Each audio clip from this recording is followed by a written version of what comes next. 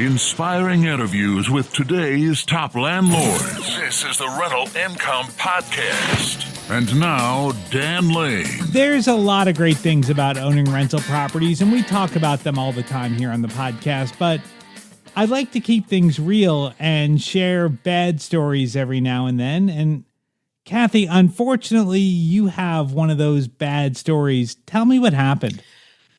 Well, Dan, I rented out my home and the tenant set up a meth lab and destroyed my home, costing me literally hundreds of thousands of dollars. That is so devastating. You're investing in rental properties to make money, not to lose hundreds of thousands of dollars. Well, on the show today, we're going to figure out what happened. We'll hear Kathi's story and see if we can figure out if maybe she missed something or if there's something she could have done to avoid having this happen to her. First, let's take a quick break. We'll thank our sponsors. We'll come right back and we'll talk to Kathi McCarty from Denver. It's a lot of work to find a really good rental property. And when you actually find that property, you want to make sure you're working with a lender that can get that loan closed. The lender that I recommend is Chaley Ridge from Ridge Lending Group. She's a nationwide lender and her specialty is helping investors finance rental properties. She has a ton of loan programs and she can find something customized to you for your situation. If you want to find out more or you're ready to get started today, just go to ridgelendinggroup.com. That's RIDGE lendinggroup.com. NMLS 42056. Rental Income Podcast. Kathi, I'm thinking that if this happened to me, I might not know about it. I mean, I don't go to my rentals every day to check on it. How did you find out that this was happening at your property? Well, that's a great question, Dan. I see it as somewhat of divine intervention. I had a maintenance issue at my home. The property manager reached out to me that there was some type of water leak there, and they were having their plumber work on minor repairs. And when I got a text the next morning that there was some digging going on, our conversation the night before never went over any type of digging. And I went up to the property and discovered a large piece of excavation equipment on the property with a very significant hole that they had already dug, 10 foot long, several foot wide, and several foot deep. And that was certainly alarming. Given that, after I spent some time on the property with the excavating individual, I wandered behind the property and discovered equipment that I could not recognize. And with photos, I went down to our local sheriff substation where I showed him those photos. And that turned out to be an extraction system to remove THC from cannabis. And with that, they were able to get a search warrant within a couple of days and then discover the equipment, the ingredients, and a significant amount of methamphetamine along with other drugs, a small arsenal of guns, and more. You had an idea by looking at the equipment that this could be drug paraphernalia or something that was used to manufacture drugs? It was certainly suspect. And when I reached out to the manager about what I had discovered, I was met with some resistance and the response was, we don't know what he's doing is illegal. And that was very suspect too. So I realized that I had to be my own advocate and take matters into my own hands at that point. The police get the search warrant, they go in the house, they figure out what's going on. Well, I would think now you've got a problem because now there's a crime going on. There's drug manufacturing going on, but you can't just kick the people out. You've got to go through the eviction process. So what did you do from there? Yeah, that's a great question. And that's what I found out is that they did eventually catch up with him and arrest him on a dozen felony counts. And he was looking at a significant amount of jail time on those counts. but he had taken off, and they caught up with him and they arrested him. And then I did go through the process of hiring an attorney and spending over a month through an eviction process to gain access to the home, where I felt it was safe then to have service providers to help me evaluate the water issue that I had, and then ultimately to learn about what was being manufactured there, which was methamphetamine inside the home, and what that meant for the property and my next steps. It was 100 huge hurdles, especially in those first 100 days. Now, it sounds like this property is in a normal neighborhood. This was a house that you had lived in. So it wasn't like this was a neighborhood where this kind of stuff goes on. No, this was literally in the foothills west of Denver, in a very nice bedroom community. I had chose to rent it out temporarily after my youngest son went off to college, after a health event that I had to work on my next chapter. And that seemed like a sensible solution, but it pretty much did turn into my worst nightmare. You could actually see, I was close into the downtown area. I was behind the library to the community and our local sheriff's substation. So this wasn't, out in the boonies in the middle of nowhere or in an inner city where there was a lot of crime and activity like you would tend to believe could happen. So with them cooking meth, so you have these meth toxins that are in the house, but like, what does that mean? Like, are these dangerous if someone were to go in the house after they'd been cooking meth? Well, that was part of the education process that I learned, is that whether meth is consumed by smoking it or manufacturing it, which would cause obviously a higher concentration of toxins, it's released into the air in a residue that has a petroleum base to it, and it's very sticky, and it gets into all the nooks and crannies of all porous materials as well as our ventilation systems and whatnot. And it is, if you look at the ingredients of what goes into making meth, it's very toxic and it's very dangerous to all living individuals, including our pets, and some of the standards that are set up in the states are they use a child size body mass to help design the criteria for tolerance of meth toxins, because children are much more susceptible to the smaller body sizes.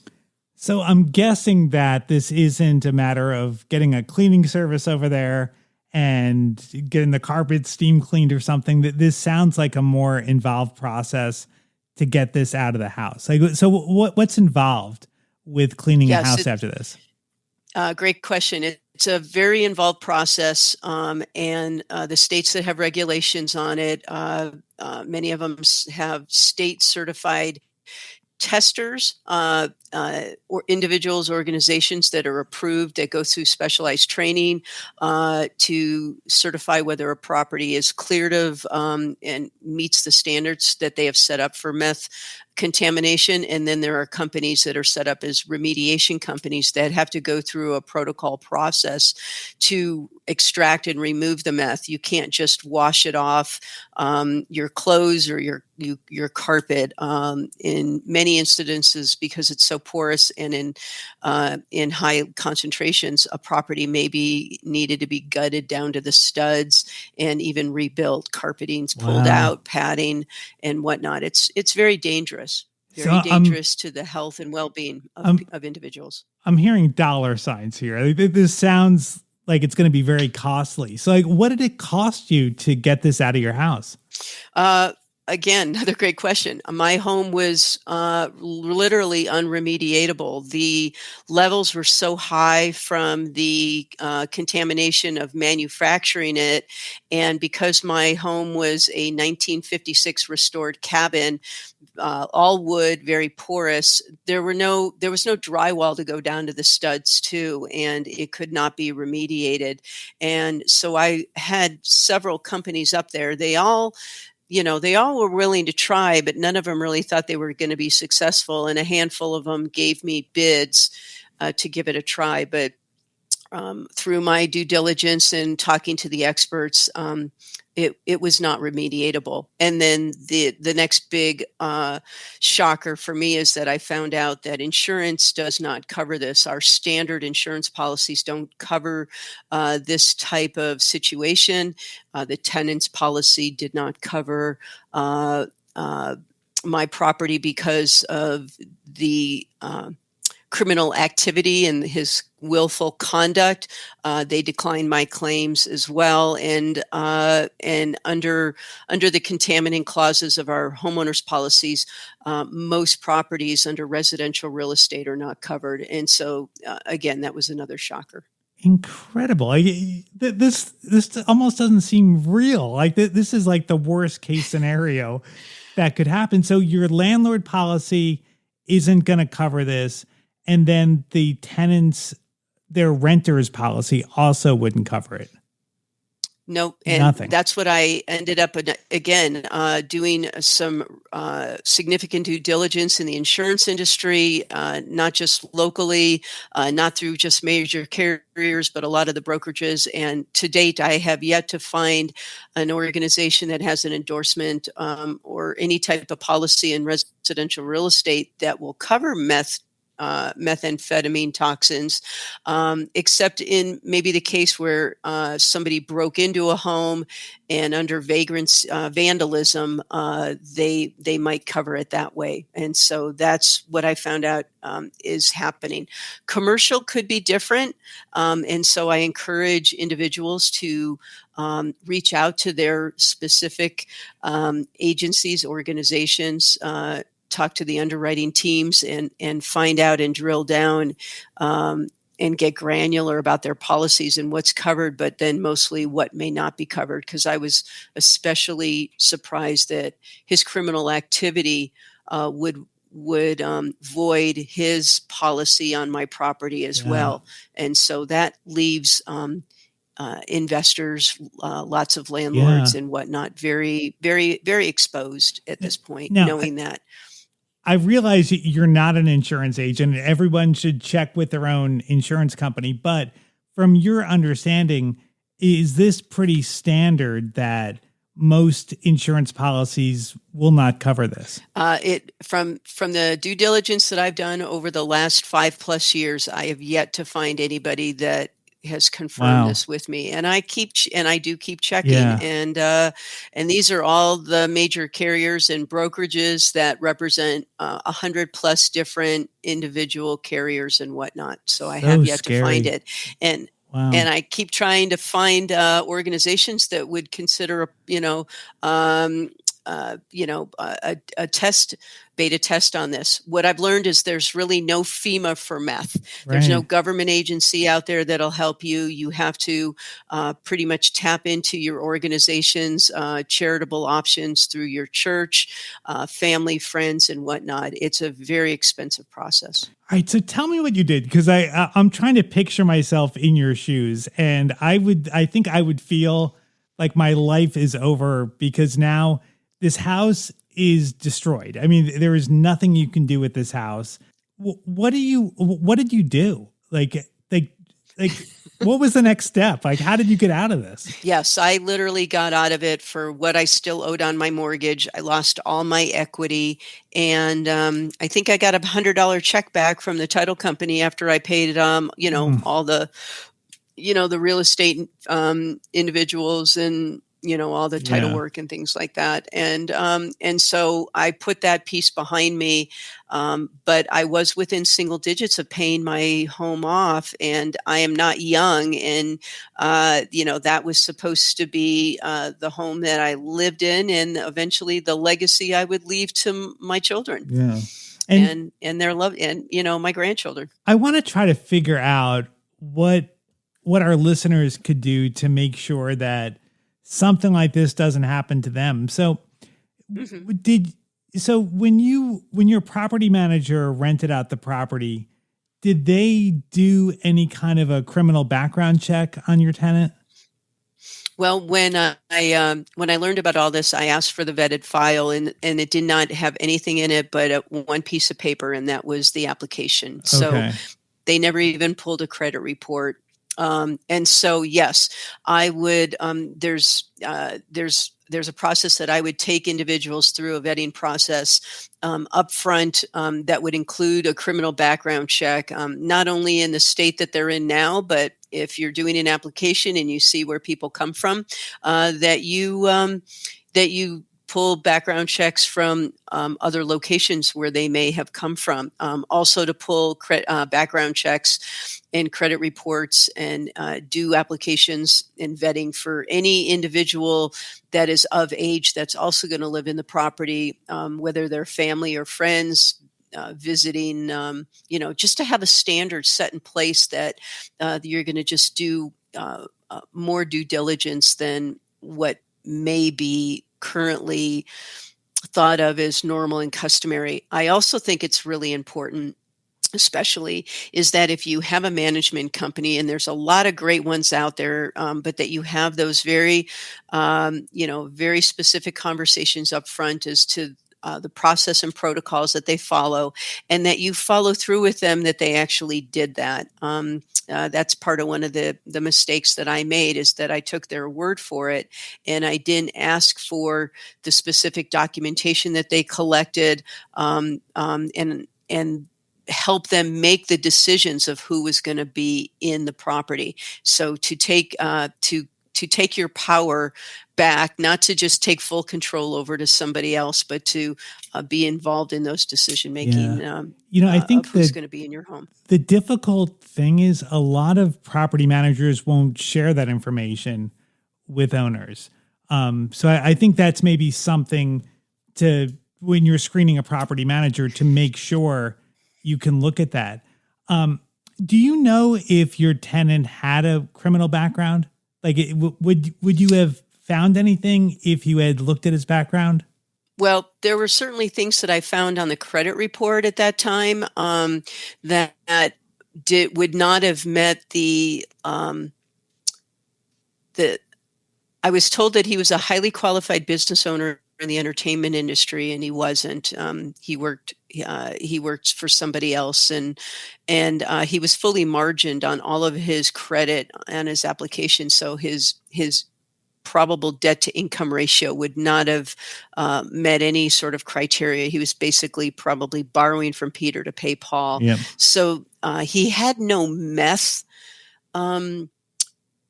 issues in his background, but that's not to say he didn't have issues that may not have met the criteria had it been reviewed. All right, so that's the first thing there. That I think if someone's going to walk away with some ideas on how to avoid something happen, you really got to be careful and thorough on that background check. And it sounds like if your manager had been more thorough, you maybe could have avoided this situation.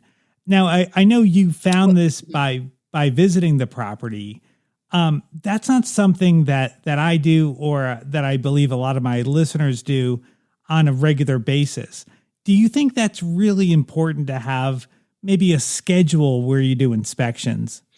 Absolutely. And I've learned from some experts in property management since then, reaching out to them and getting some best practices. It's okay to build into the lease that you're going to be doing some type of inspection. You may even want to just build it into your ROI as to the cost, but have landscaping done, have an internal thorough potential cleaning once a year, something like that, along with reapplying, having your current tenants reapply over and over again, because things can change in their life, and behaviors can change. So it's important to do that and to protect your property, because I know there's a lot of great management companies out there, but you have to find out, are they doing inspections, and how are they doing their inspections? Yep. And what comfort levels that you have with all of that, because ultimately you're the one who owns the property, and you're the one who's going to ultimately live with the impacts of others' actions, right, good or bad. So, all right. So background check and visiting the property. Is there anything else that you wish you had done, or that maybe would have helped you to avoid this situation?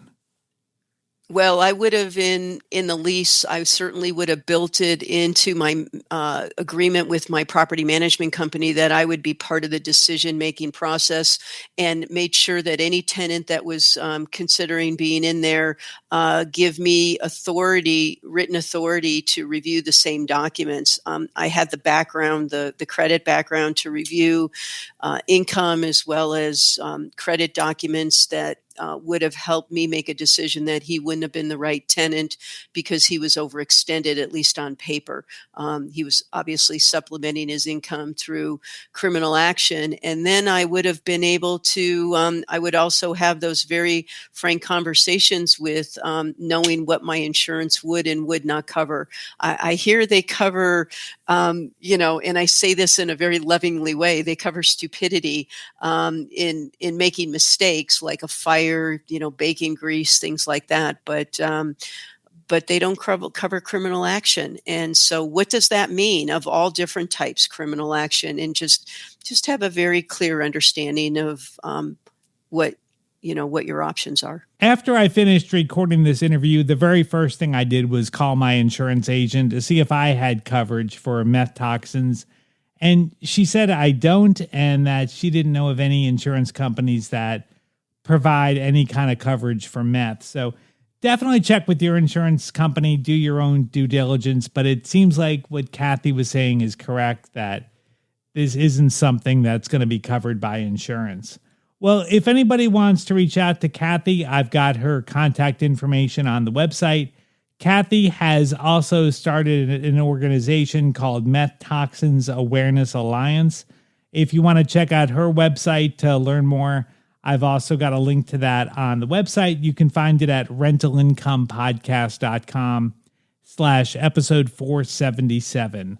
I'd like to thank Chaley Ridge from Ridge Lending Group for sponsoring today's episode.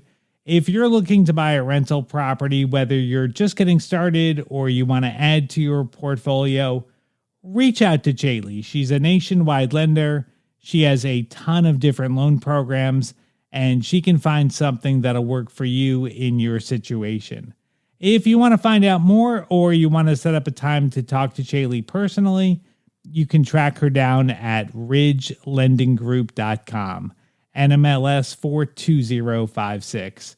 Thank you so much for listening to the podcast today. Make sure you hit the follow button and you'll get notified every time I put out a new episode.